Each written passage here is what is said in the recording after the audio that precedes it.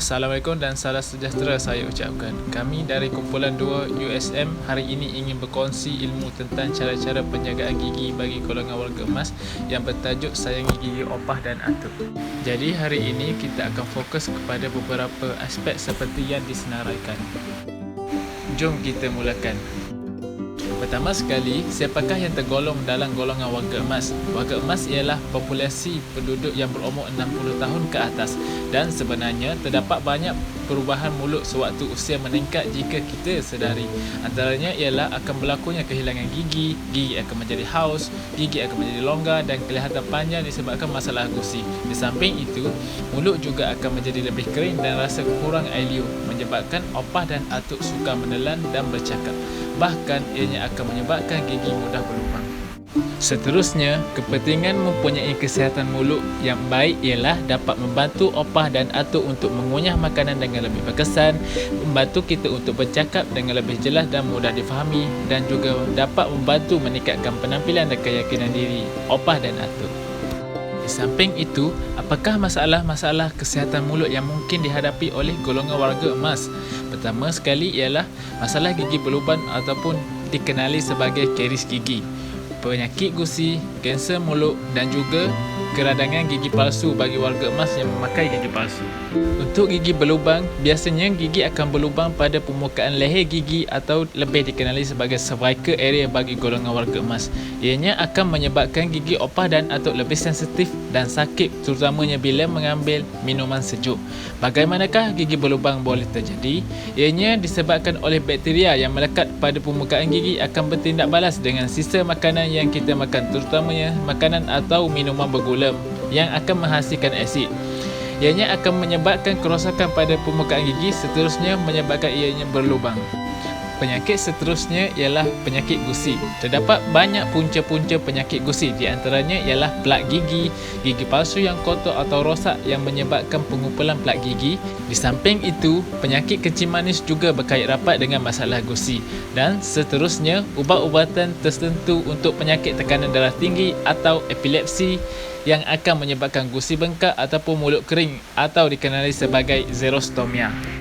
Mari kenali gusi yang sihat dan juga gusi yang tidak sihat. Kebiasaannya, gusi yang sihat berwarna merah jambu dan dalam keadaannya stabil dan tidak longgar. Manakala, sebelah kanannya ialah gusi yang mempunyai masalah radang gusi, di mana terdapat plak yang mengandungi bakteria yang menjadi punca kepada masalah gusi, seterusnya menyebabkan gusi menjadi merah, bengkak dan mudah berdarah. Seterusnya akan menyebabkan berlakunya pengumpulan karang gigi yang banyak dan jika ianya tidak dirawat akan menyebabkan masalah yang lebih serius, iaitu keradangan pada tisu periodontium yang lebih dikenali sebagai periodontitis. Penyakit ini boleh menyebabkan mulut berbau, gusi menjadi surut dan gigi menjadi longgar dan ianya kelihatan lebih panjang daripada biasa. Selain itu, kanser mulut juga berpotensi untuk terjadi dalam kalangan warga emas. Terdapat tanda-tanda awal yang kita semua perlu tahu tentang kanser mulut. Antaranya ialah jika terdapat ulcer atau luka dalam mulut yang tidak sembuh lebih daripada 2 minggu, ataupun terdapat tumpuk merah atau putih yang pelik di dalam mulut, atau jika terdapat bonjolan pada leher opah dan atuk. Jika opah dan atuk ada tanda-tanda tersebut, rawatan seharusnya didapatkan secepat mungkin di klinik gigi berdekatan. Dan antara punca-punca terjadinya kanser mulut ialah disebabkan habit merokok, minum alkohol ataupun makan sirih pinang. Ianya akan meningkatkan risiko terjadinya kanser mulut bagi seseorang tersebut. Masalah kesihatan mulut yang keempat ialah keradangan gigi palsu. Dalam bahasa saintifik dikenali sebagai denture related stomatitis. Ianya adalah sesuatu penyakit keradangan mulut yang seringkali berlaku di kalangan pesakit yang menggunakan gigi palsu. Terdapat beberapa faktor, iaitu penjagaan kebersihan mulut dan gigi palsu yang diamalkan tidak begitu memuaskan. Seterusnya ialah disebabkan penggunaan gigi palsu secara berterusan termasuk ketika tidur. Selain itu, gigi palsu yang sudah longgar ataupun warga emas yang mempunyai penyakit kronik seperti kencing manis. Semua faktor berkenaan akan meningkatkan kadar pertumbuhan mikroorganisme yang dikenali sebagai Candida albicans pada permukaan gigi palsu dan mulut yang diliputi oleh gigi palsu tersebut. Di samping itu, gigi palsu yang longgar juga akan menyebabkan luka pada kawasan mulut yang diliputinya. Seterusnya terjadilah penyakit keradangan yang disebabkan gigi palsu. Seterusnya, cara-cara penjagaan kesihatan gigi yang betul bagi golongan yang berupaya digalakkan menggunakan modified base technique, iaitu pada gambar belah kiri, ataupun circular motion technique, iaitu gambar pada belah kanan untuk menggosok gigi dengan betul. Manakala bagi golongan yang kurang upaya, penjaga boleh berdiri di belakang dengan sebelah tangan menyokong kepala, manakala tangan yang sebelah lagi digunakan untuk memburus gigi.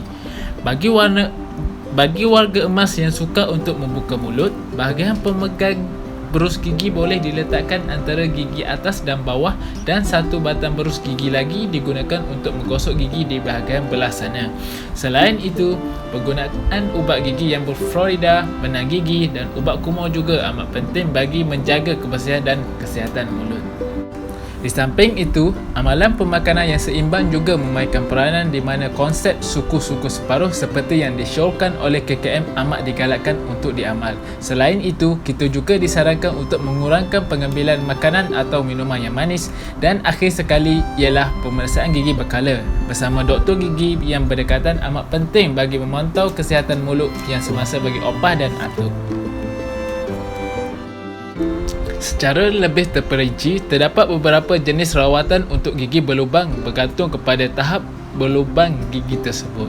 Jika gigi berlubang tetapi masih hidup, di mana karies masih tidak terkena pada saraf gigi, doktor gigi akan membuat tampalan gigi biasa sahaja. Tetapi, jika karies atau lubang telah melibatkan saraf dan menyebabkan gigi sudah tidak hidup, rawatan yang disediakan ialah rawatan akar ataupun cabutan bergantung kepada beberapa faktor.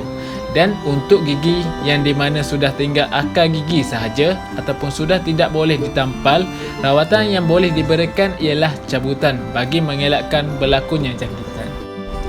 Dan terdapat beberapa pilihan bagi menggantikan gigi yang sudah dicabut. Pertama sekali ialah jambatan gigi.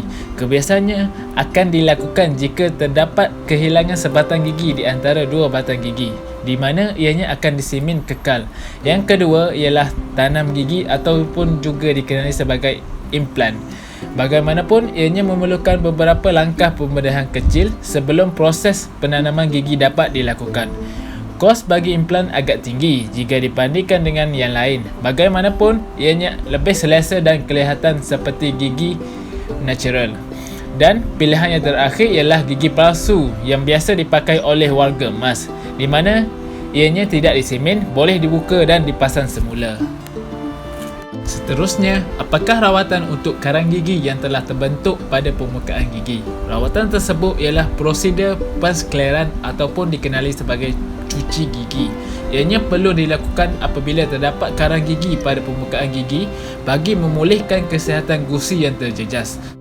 Seterusnya ialah prosedur pengataman akar gigi ataupun dikenali sebagai root planing. Biasanya prosedur ini dilakukan kepada masalah periodontitis sahaja. Pengataman akar bertujuan untuk membuang karang gigi yang tertinggal dan melecingkan permukaan gigi atau akar yang tidak rata.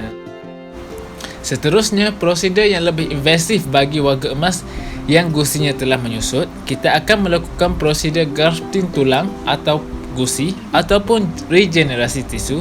Bagaimanapun, banyak faktor yang perlu diambil kira, terutama masalah kesihatan warga emas tersebut sebelum prosedur ini dimulakan. Akhir sekali, saya akan menerangkan dengan lanjut tentang cara-cara penjagaan gigi palsu yang berkesan bagi mengelakkan berlakunya masalah keradangan gigi palsu. Pertama sekali, jangan pakai gigi palsu semasa tidur. Ini adalah untuk memberi masa untuk tisu mulut anda berehat. Seterusnya, bersihkan gigi palsu dengan menggunakan berus gigi dan ubat gigi. Elakkan daripada menggunakan air panas kerana ia boleh mengubah bentuk asal gigi palsu tersebut. Dan akhir sekali, rendam gigi palsu anda di dalam segelas air apabila tidak dipakai atau sebelum masuk tidur. Maka berakhirlah perkongsian ilmu tentang penjagaan kesihatan mulut bagi opah dan atuk dari kami. Sekian, terima kasih.